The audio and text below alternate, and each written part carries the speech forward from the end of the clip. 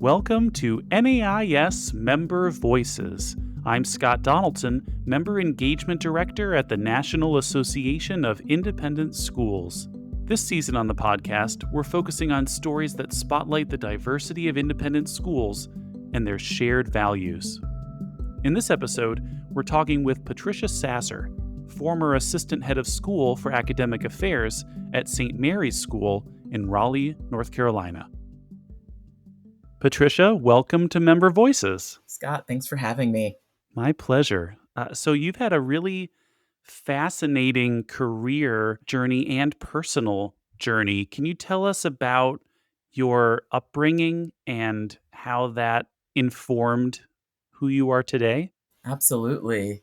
Yes, there's nothing really traditional about my personal or professional journey, but it shapes me nonetheless. So I am originally from DC, from Northwest DC. I am the product of my mom was from Baltimore, my dad's Nigerian, and my mom was a career Foreign Service officer. So while I was born in DC, her job took my three siblings and I around the world, and we lived in Nigeria, Haiti, and Niger when I was growing up. And while we were there, after each country, a child had to drop off and go to boarding school based on how far the schools went up in grades. So that was actually our introduction to independent schools, was because of this. Oh, my older brother had to go. So 3 out of 4 of us went. She was never ready to let her baby go. So my younger brother never went. But really, even though it was 7 years for me, they were overseas for 25 years. It was such a formative time of just curiosity and exploration and adventure, learning how to enter new cultures, communicate across difference. All this is language I never would have used as a 6-year-old overseas. But, here I am all these years later. It was also a benefit to us to be able to spend time in my father's native country of Nigeria as our first post. So that has its own special place in my heart, because I don't know if we would have done it otherwise, really. And so we just got to see and learn his culture and him through a different light and everything. So, that shaped my trajectory. It shaped how I see the world, how I connect with people. It really is it's in the fabric of who I am. Can you talk more about how it shaped who you are and specifically how you interact with people and how you might have a unique approach to that based on your experience? Absolutely. So I want to say curious by nature, but I think it's really from moving in and out of countries and places all the time. I lead with curiosity. I want to know people's stories. I am really interested in who they are and where they come from and what they're all about. And I think my family used to call it nosy. I absolutely call it curious. So that's a part of who I am. It also, and I've shared this with my son about how, because I lived overseas and I'd be in these international schools where there were other kids from all over the world, literally. Like my second grade class had students from Indonesia, Japan, Korea, Canada, Israel, Lebanon, just all, and Nigeria, like all over. And so I have counter narratives to some of the things that I sometimes have encountered in the media or such over time. And because I have these counter narratives based on people that I know or have met, I feel like I have this broader appreciation and understanding to not just take everything at face value, right? To know that there's multiple stories to what I might be seeing or reasons. To have seen two best friends, one from Israel, one from Lebanon, and really their commonality was that they love to play soccer, right? And that brought them together and everything. And so that ability to connect with people for who they are, I carry with me. Oh wow, I love that. Well, you attended Madeira as a boarder, right? Yes, full time.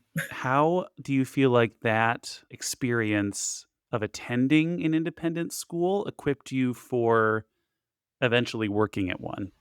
Right. So I will say ninth grade Patricia did not see being back in boarding schools or independent schools at that time. I had a different career trajectory and interests. So I came to Madeira. I was 13 years old. I came as a ninth grader, and I was what I call a full time boarder. My parents were across an ocean, and so I was there all the time. Like I wasn't going anywhere on weekends. I lived there.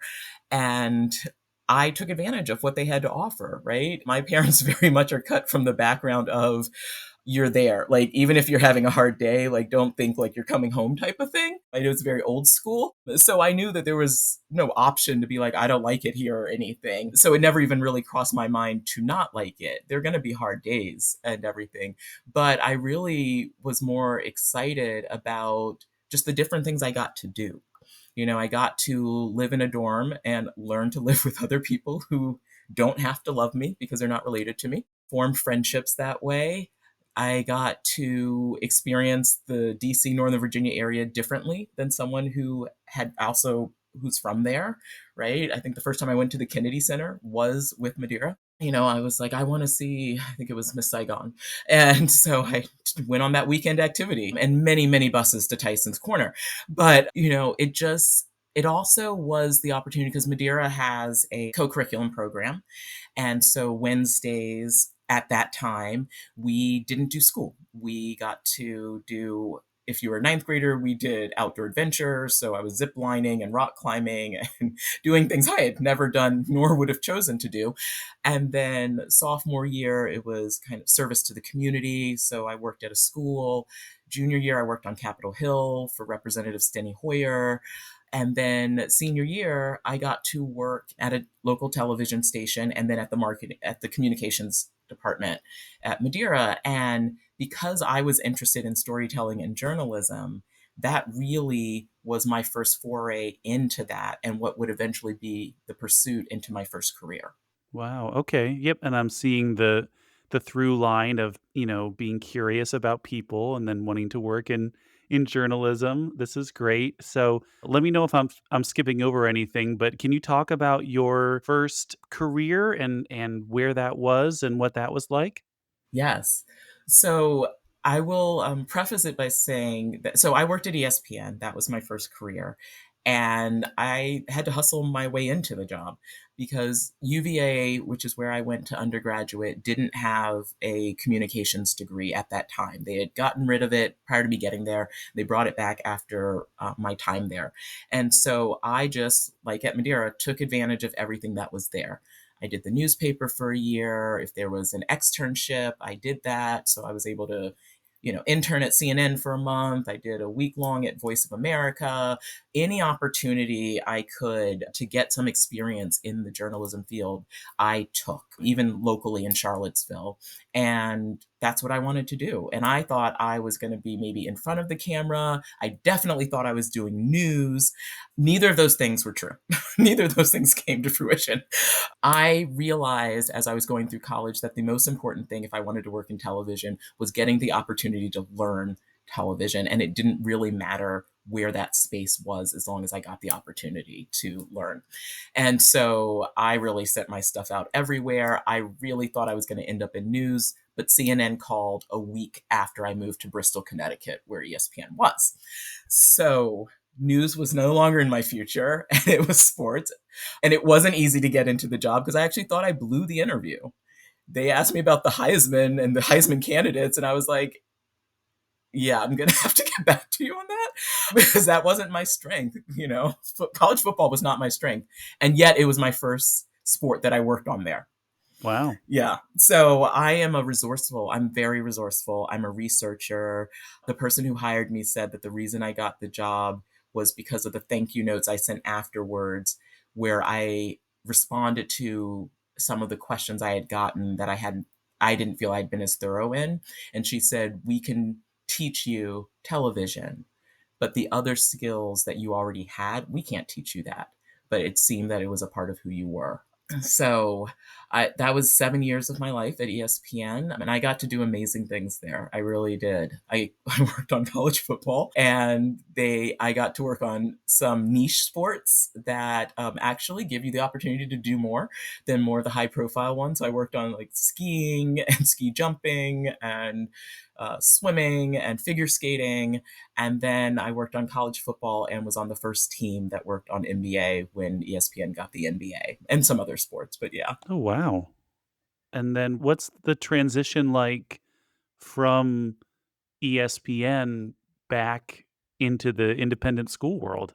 Yeah, not planned, I will say. And it's still the most asked question I get, even though it's been about 18 or 19 years that I've been in education. So I was working there, and I met my now husband in a tape room while working on the NBA, and he took a job in the DC area at Discovery Channel. And so at that point, I was thinking, okay, well, if we're going to move after we get married, what else can I do? Do I want to stay in television, or do I want to try something else? And I had been volunteering in the community for Children's Museum, helping with their marketing. I'd been event planning. And so I was like, this is very much a Madeira girls' school independent. I was like, there's so many things I can do. And so I just knew anything was possible. It's kind of that fearlessness or naivete. And I came down to DC one day and I had 3 interviews: Associated Press, an event planning place, and Madeira. And my whole goal was I need to get a job before I walk down the aisle. And so I went around the Beltway, had these 3 interviews, flew back up to Bristol, and the Friday before I got married, I signed with Madeira and I walked down the aisle on Sunday. Wow. Look at that. Yes. And I signed on as a major gifts officer. So once again, I had to talk my way into a job that I had never done and that I was quite green, but I had to prove my resourcefulness, that storytelling and communication and building relationships, which is a part of fundraising, that I could do that. And that me being an alum was also an asset in terms of connecting to people, because I did know the school, but I also had this ability to want to know about the school in present day and not just when I went there, and to be able to share that with our alums. Yes, I wanted to ask about two of the things that you mentioned there. What was it like working at the school that you once attended? It took me a while to call some of my former teachers by their first names, I will say, because my parents didn't raise me that way, including the head of school, Betsy Griffith, who had been my advisor as a student. And so she was still there because she was a 20-year head. So that was an adjustment. Entering a school in the fundraising area, I got to learn the business of a school. It also allows you to see a lot of things I would never have seen as a student and didn't even think about. And so there is that piece where you have to set aside the fact that you do have this connection to the school. And so that's why you want what's best for it, and not be so beholden to your memories and what it was to not help the school continue to move forward. And so that was important for me to continue to say, I love the school that I was at when I was there, and I continue to want it to be the best it can be. And so sometimes that comes with change, evolution, and all of that. But it also was a little bit of home because, like I said, I really lived there when I was a kid growing up. So, I did have that familiarity. Sure. And working as a major gifts officer in a new career field, right? A new area. Can you talk about your experience in that role and things that you liked, things that were challenging, anything that you miss now that you're not in that role anymore? Of course. So, what I really enjoyed about it was, like I said, the business of schools, but really connecting with other alumni about what they loved about the school, what they wanted to see for the school, and to connect those alums to our students and to the school, re-engage alums. I did a lot of alumni re-engagement. There had been alums that just hadn't spent any time or we'd lost contact with. And so I did make it a part of my little personal mission to, even while I was going for my major gifts meetings, to always include meetings from like young alums or alumni of color or just different groups that may not have been as engaged. And that it had additional meaning for me to be able to do that for the school. And I can see some of those people that I met with are now on alumni council or on the board. And so, that's a little way that I left some impact. I also just really liked learning about philanthropy and fundraising and all of the ways that that happens and all of the conversations you have to have and the things you have to think about and how you really have to work across the school and how it impacts the school and make sure that the experience that the students are having, the things that the faculty and staff need, that we can meet those needs through the gifts and the generosity of parents, past parents, alumni, etc. So I did love all that aspect of it. What's hard about it is that, sometimes you shoot really high for a gift and someone comes in a little lower than you wanted them to, or sometimes they hang up on you when you've called. I had an alum spend a lot of time on a phone with me telling me why she wasn't going to give, but the conversation was about 45 minutes. Um, and that's okay. I heard her story and everything.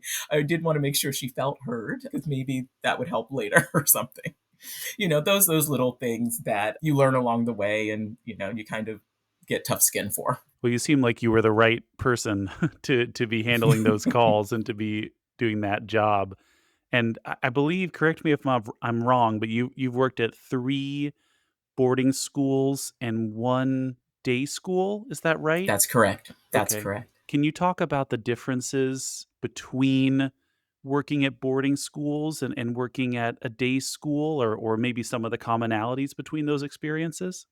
Of course. So my whole career in education has mainly upper upper school.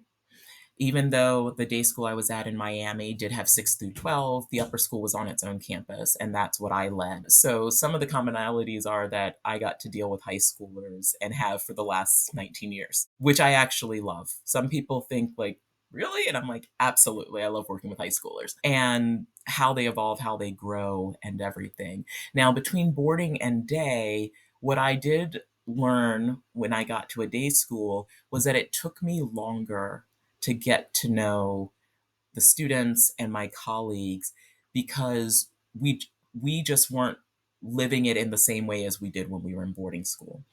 When I'm in boarding school, I see you during the day, maybe I'm doing dorm duty or I have rounds at night, I'm in the dining hall for dinner, all of that. And that's not necessarily the same at a day school. So I did feel like it took me longer. What I will say is that I did also bring my boarding school ethos to the day school. Like, it was nothing for me to stay after school to go to a game or a theater performance. I was like, that's what you do. So sometimes I was on campus later at night than some of my colleagues because I wanted to support the students. Or, if we're getting ready for the school year, like this time of the year, usually I'm working 3 weeks straight, and that means some weekend time. I still did that in a day school because you're still getting ready for new faculty or your leadership team and everything. And so there was a work ethic that I think I developed actually in television and then in boarding school that I still carried into the day school. But that relationship piece, I did feel and have to navigate a little differently. And it kind of threw me a little bit, but I acclimated. And what about single sex versus coeducational? I think that the day school that you worked at was coed. That's correct. Okay. How did those experiences differ for you? So some of it is that, and I say this often, there is nothing like the energy and spirit of an all girl school. Like, and, coming back to an all girl school after being in Miami, I was like, oh, right.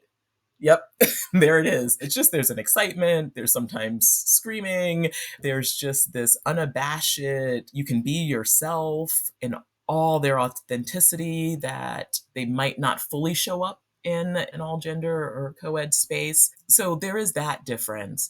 And then, but I always said, because I got asked this question when I was transitioning from Madeira to Loomis, right? They're like, you've been in an all girls school, we're a co ed school. How is that different? And I did say, like, yes, it's different because it's single gender and then it's not single gender, but they are kids, they are teenagers.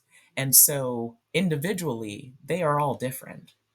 and I can't treat them the same, like by gender. I can't lump them all together and say, well, you're all girls, so this is what you're like. I had to see them individually anyway as I was getting to know students and supporting them and everything. So that was some of the similarity, the energy, the spirit, the screams, all of that. That that was, and I reminded myself, I was like, oh yeah, that was probably you too, at one point as a student. What about your most recent position as assistant head of school for academic affairs? How did you get there from Major Gifts, and in what ways was that challenging or rewarding or both?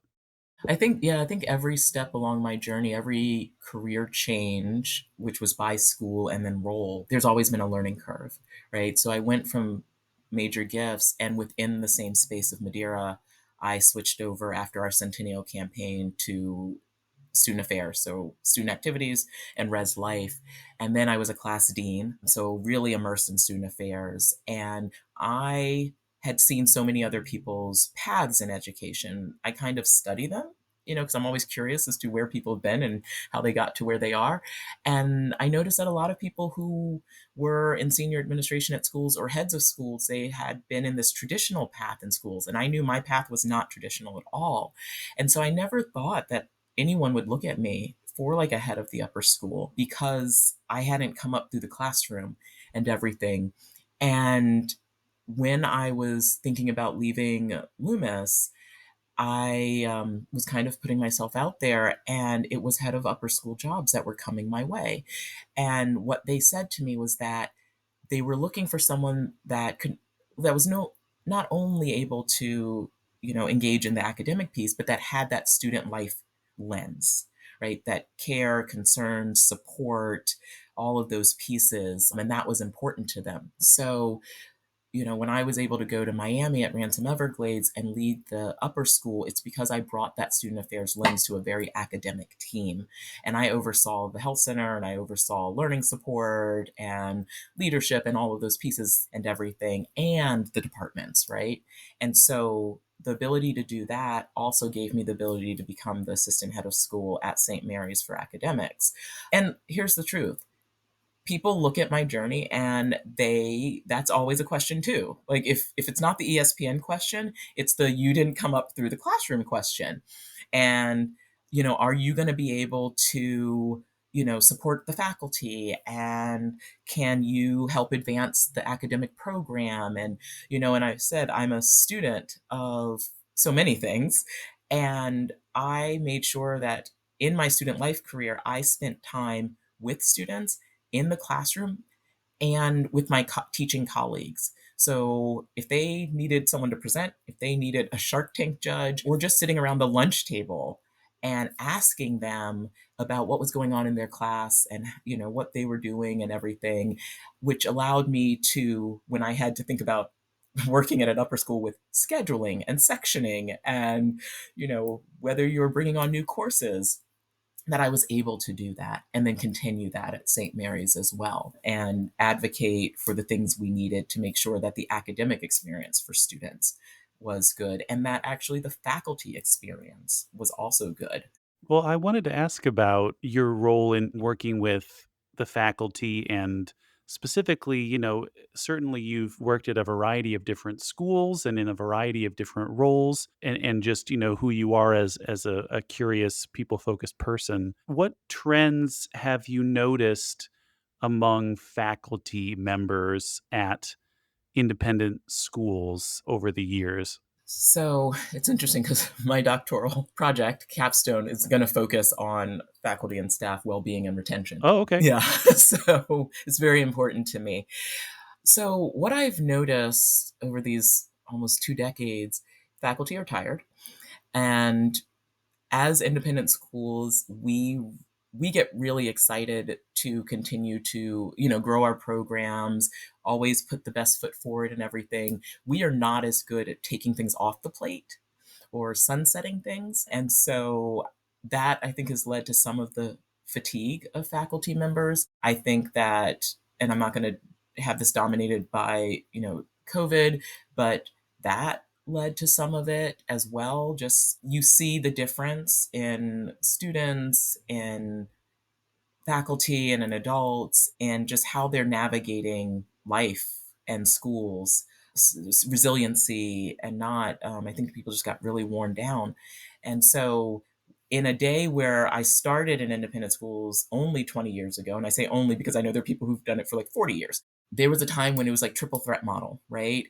Especially at boarding schools, you coached, you taught, and you were in the dorm and everything. That's not necessarily sustainable.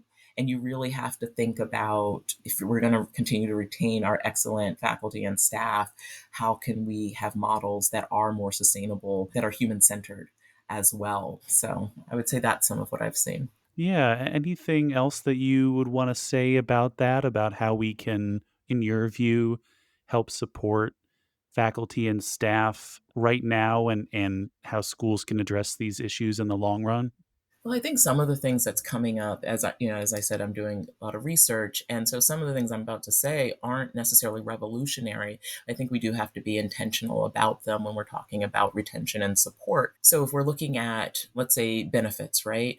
What do our benefits look like? Do they still look the same as 20 years ago, or are we adapting our benefits to make sure that we're supporting faculty and staff in a way that meets them where they are right now? So are we providing services or workshops or seminars or access to pieces that support them in, financial planning or caregiving for aging parents, which I've had to deal with and navigate? Do we have wellness pieces in there as well? How are we evolving that? Childcare or offsetting it. I know, there are insurance pieces with having childcare on a campus if you're not like a K through 12 school and all of that. But are we helping remove some barriers, right? Other things I would say is, an established mentoring program, right? That's really important. And this is all coming from actually some research, right? The ability to help your faculty and staff have social connections. If they are not only connected to the school, but to each other professionally, but also, personally, that is actually helpful for well-being and probably connects to our past Surgeon General's. He was very much talking about the epidemic of loneliness, right? Well, that connections, are important in there. So mentors, social connections, those pathways to advancement, they don't all have to look the same, but we do have to be intentional of making sure that we are supporting our faculty and staff. If they want to advance, if they are looking to grow themselves, how are we helping them do that? And we need to be intentional and transparent about that so that they can see that. Otherwise, they're going to look elsewhere for these pieces. Where do you or where did you turn to for inspiration in your work and in your day-to-day? I'd say probably two places. One is my students, and I think any educator is going to say that, right? But I am inspired by my students, and it's not always the ones that you think, right? It's not always the high flyers, like everything's going great, ones, or so you think, right? Like, never underestimate, you still need to be there for those students. Sometimes it's the ones that challenged me the most, the ones that came in my office and decided to tell me about myself, or they were going through something very difficult or complicated. I said I was resourceful and a researcher. I mean, some of the moments that I've really dug deep and been diving into how can I solve or come up with the best way to support this kid is because I was seeking to understand whether it was learning needs and helping families on that journey, on helping them see their child and all the things that they were capable of, that it didn't have to come from a deficit model. Or a student that I had who, boarding school world, was leaving campus without permission, and not good, right? What I didn't know until she imploded in my office at me was there was a lot of stuff going on at home, right? And I was unaware of that. But once I knew that, it helped me see her differently. And it helped me figure out ways to support her. Started off in subtle ways because she really didn't want to see me anymore. But especially when I learned she wanted to be possibly a foreign service officer, I was like, oh, well, I know that. Like, I know that from my mom. And eventually that student got to be on a publication that my mom worked on for the Foreign Service Association and everything. So definitely students. And then, I talk about my mom. My mom was an inspiration, and she passed away just before last semester. Mm. I'm And sorry. thank you. And she had 4 kids. Well, she and my dad, they had 4 kids. She had 4 kids, was this career foreign service officer, so dragging us all around the world and within the country, dragging us around countries. And we saw some interesting things. She was tough and silly, which I saw, as she became a grandmother, but I saw it as a kid as well. She was always on our PTA. So she showed up, even though she was juggling, representing like sometimes the consulate or, the State Department in the United States in these countries. She always napped because that was important to her rest. And, she just was able to do all these things, but be authentically her. She was still that girl from Baltimore who had a passion for diplomacy, who cared about people, who came in with a lack of bias and really sought to understand the countries we lived in, and was invested in her children and them growing up to be better people and to contribute to the world. And at her service, there were people who had worked with her that talked about how she mentored them, how she always asked about how their families were, like all those human pieces that as a child you don't always see because, let's be real, 4 of us, there was something going wrong at some point, right? Yeah. We were making missteps left and right, especially my older brother. So, we saw Mom Claudia, but I realized also where I get some of how I lead, right? I lead from a human centered perspective. I want to know how people are. They're carrying all that into work. I'm also very honest about, what's going on with me. People have heard stories about my son. Not all of them, but they've heard stories because I wanted it to be okay for us to be able to talk about our lives in conjunction with our work because we carry that together. So yeah. No, I love that. Yeah, I'm sorry again to hear about your mom, but I love hearing you talk about your mom, if that makes sense. Yes, it does. And I know that, we can wrap up with this. I said, former before your title at the top of our conversation because you're now taking a career break or a sabbatical. So just curious, anything that you want to share on why and how you reached that decision and then what's next? Yeah, I might not be able to answer the latter piece. That's going to evolve. But, it wasn't an easy decision.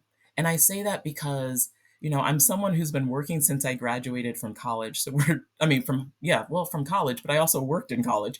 So I've been working for a long time. And the most breaks I take are the vacations I take. The thought of stepping away from something I love was not easy, right? I'm invested in students, I'm invested in faculty, I'm invested in schools. I love the energy of schools. I love helping and supporting aspiring leaders and students. And when my mother passed away, and my dad is still with us, but he's not young, he's about 90 years old. And, you just don't get that time back. And, within the last 6 years, I've lost my brother and my aunt. And my aunt was my guardian when I was here at boarding school. So and I came back to work after all those times relatively quickly. We don't give ourselves permission to pause enough. And it's really hard, and society doesn't always give us permission to pause, right? You have to kind of keep going. You have to keep grinding. You don't want to fall behind. You've got to be aspiring to the next thing. And it was really important for me to say, you know what? I need to prioritize myself, and I need to prioritize my family. I need to be able to go up and visit with my dad when I need to without feeling like I'm dropping the ball somewhere professionally with faculty, staff, and students who need me. And this is a year sabbatical to allow me to drive up and down up to DC to see my dad.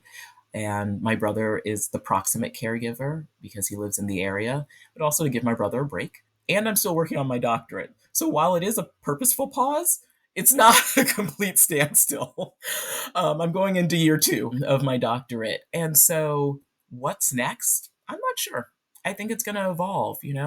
I love schools. And so I hope that whatever is next a year from now for me is whether it's in schools or school adjacent, I want to continue to support students and leaders in whatever capacity that is. So this next year, I'm going to do some writing. I'm going to continue with my doctorate. I'm involved in the community on boards and through service. And so I'm going to continue to serve in that way and maybe do some creative pursuits. And I've never named myself as a creative person, but my mind is pretty creative. So we're going to explore some things there, perhaps learn how to play the guitar. We'll see. Yeah. I mean, it's kind of like, why not? I'm going to hopefully volunteer for Make-A-Wish Foundation, which I've always wanted to do because I've always wanted to be a wish granter. I love creating experiences for people. So, we'll see. Maybe a book actually is a writing project is something I might want to do too, actually, this next year. Wow, that is super exciting. I'm excited for you, and I appreciate you taking the time to share your story with us. Thanks so much, Patricia. Well, thank you, Scott. I really appreciate being here. This was fun. Thanks for listening to NAIS Member Voices. You can find some related NAIS resources from this episode by visiting nais.org/member voices.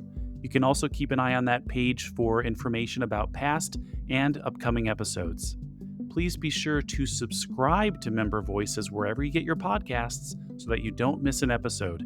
And go back and listen to previous episodes you might have missed. If you have feedback for us, please leave us a review on your favorite podcast platform to let us know how we're doing.